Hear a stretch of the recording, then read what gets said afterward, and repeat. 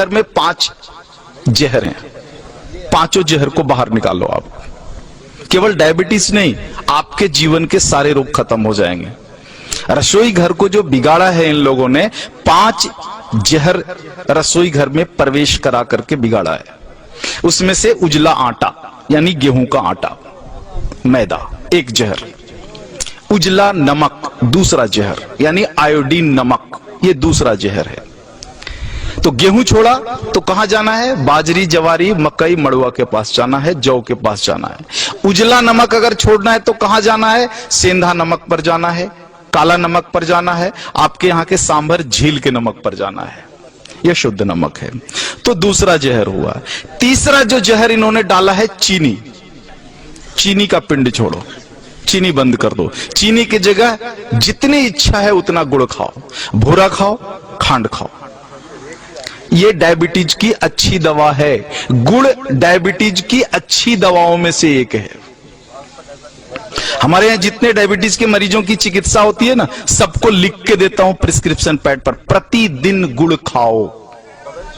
हाँ, रसगुल्ला खाने का मन है जरूर खाओ, गुड़ वाला खाओ।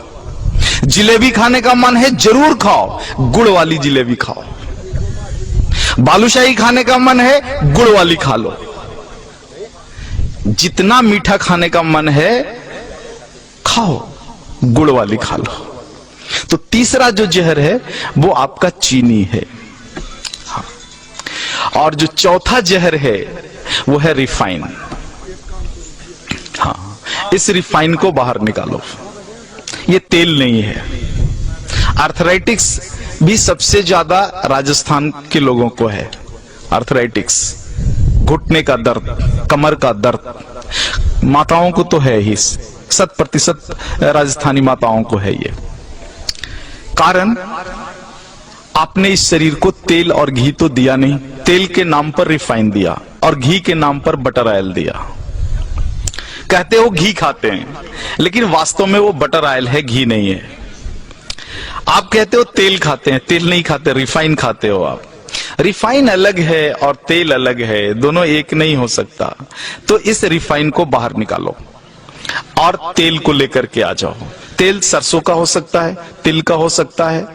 आपके यहाँ अच्छा राई, सरसों, तिल, ये 3 चीजें तो मैं जानता हूं, और शायद कुछ मूंगफली का भी बढ़िया हो सकता है। ये सारी चीजें हैं। 2 विरुद्ध चीजें हैं, एक सूर्यमुखी और सोयाबीन। इनके चक्कर में मत पड़ना, ये दोनों खतरनाक हैं। तो इस तरह से रसोई घर से अगर कुछ चीजों को आप बाहर निकाल दो। 2 मॉडर्न चीजें हैं, एक प्रेशर कुकर, हाँ, जो आपके रसोई घर का प्रेत है, प्रेत को बाहर निकालो। हाँ। पकती नहीं अनाज, फटती है अनाज। दाल फटता है उसमें, पकता नहीं है। नीचे से ताप और ऊपर से प्रेशर, तुअर का दाल फट जाता है, पकता नहीं है। पकेगा तो मिट्टी की हांडी में धीरे धीरे, सने सने, धीमी आंच पर ही पकेगा। तुअर का पौधा जितने दिन तक मिट्टी में खड़ा रहता है, उसी हिसाब से समय लेगा हांडी में पकने के लिए। जल्दी कैसे पका लोगे आप? नहीं पका सकते। वो मिट्टी में 10 महीने तक खड़ा रहा है तो 10 मिनट तो लेगा ना चूल्हे पर पकने में। आप फटाफट 2 मिनट में पका लोगे, पकता नहीं, फट जाता है। अनाज को, फटा हुआ अनाज खाओगे तो गड़बड़ तो होगी ही, पका हुआ अनाज खाओ। प्रेशर कुकर में कोई भी अनाज नहीं पकता, केवल फटता है। तो इस प्रेत को बाहर निकाल दो। और दूसरा प्रेत तो कम है, जो है फ्रिज, हाँ, इसको बाहर निकाल दो। शरीर को अग्नि चाहिए। फ्रिज की सारी वस्तुएं शरीर के अग्नि को खराब कर देने वाली है। शरीर में अग्नि नहीं होगा तो पचेगा ही नहीं, और पचेगा नहीं तो सड़ेगा, और सड़ेगा तो वायु निकलेगा, और वायु निकलेगा तो पता है वायु क्या क्या करता है? पूरे शरीर में उपद्रव करता है। पैरालिसिस इसी में से आया हुआ है, हार्ट अटैक इसी में से आया हुआ है, ब्रेन हैमरेज इसी में से आया हुआ है।